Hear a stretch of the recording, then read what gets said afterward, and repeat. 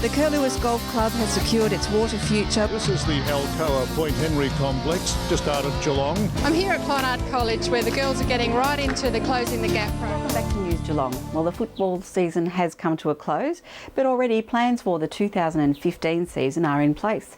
The new senior coach for the Torquay Football Club has been appointed. Ian Nichols spoke with Dom Gleeson, ex-Geelong VFL captain.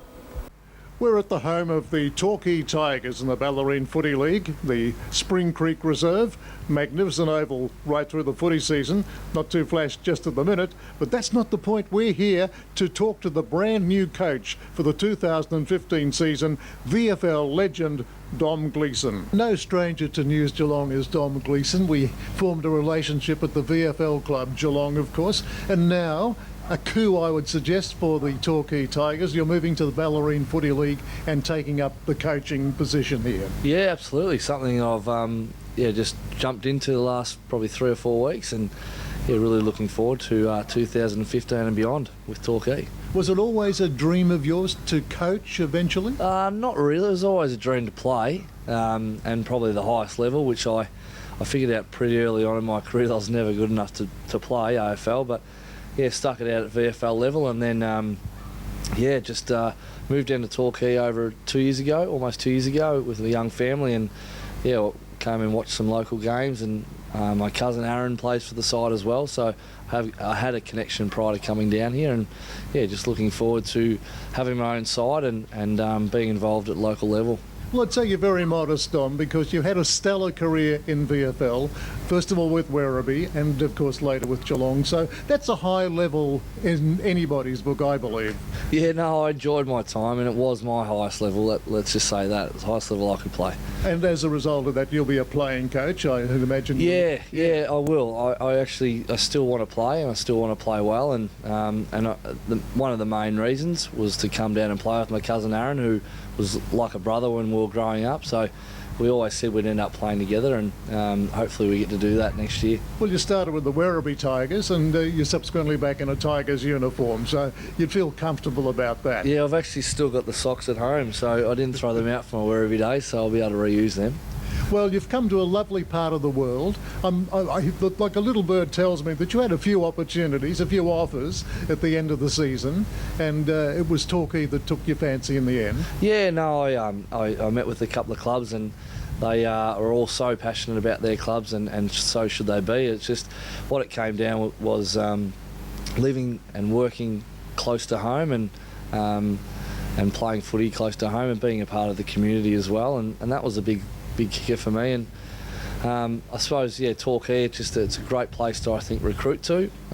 Beautiful part of the world, and I think the way that Craig left the club last year, I think it's a credit to him, and hopefully we can retain most of these players and go forward maybe another step further next year.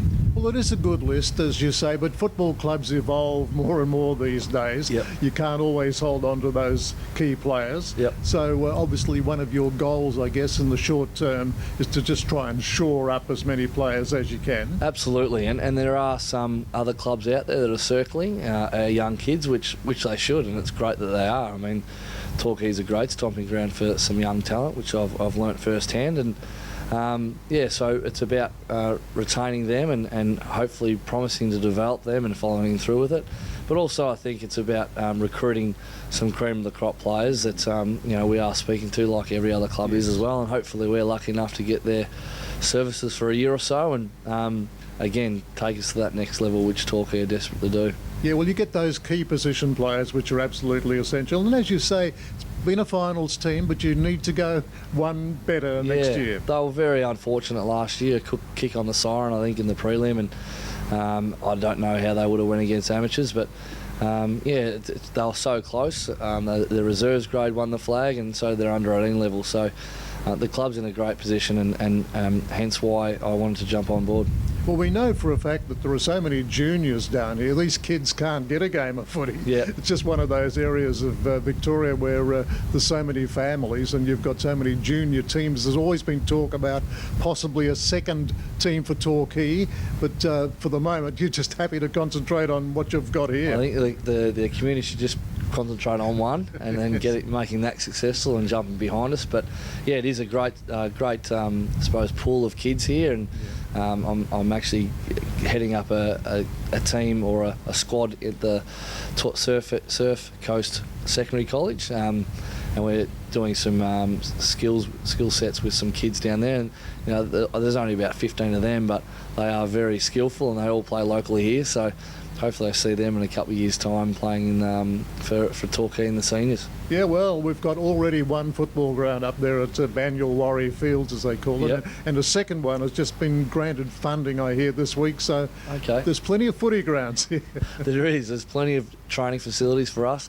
This ground here becomes a cricket oval during the summer period, so I think we get to train here a little bit, but then we've got to go and use the other facilities. So, I mean, beach, what a great place to train and whatnot. So any recruits that are out there listening, we do get down the beach every now and then as well. Well, I remember the good old days at the Tigers when Percy Cerity and Tommy Havey used to run the boys up the sands at Portsea there. Okay, They were yeah. tough days. Well, we might start doing that as well. Well, now, secondly, we must congratulate you. You've also moved into the community very quickly here. Will be a representative with McCartney Real Estate. A second challenge for you now. Absolutely. It's something that I'm very apprehensive, but at the same time very excited about. Working under Tim and the guidance of John as well. I'm really looking forward to the change. And as I said, working close to home and close to my young expanding family. It's a really good opportunity. I'm very grateful for it. Well, congratulations on your appointment, and may you have success in 2015. Thank you very much. Thanks for your support. Appreciate it. Expecting big things from the Torquay Tigers in 2015, this is Ian Nichols for News Geelong. Thank you, Ian. And of course the summer season of sport is now underway. Last Saturday hosted opening day at the Royal Geelong Yacht Club. Conditions were rather wild, with only a few of the off-the-beach vessels braving the conditions. Mostly it was the keel boats out to sail past the official boats. Of course the 2014 and 15 cricket season officially commenced with some interesting results. And now for the spring weather forecast for this week.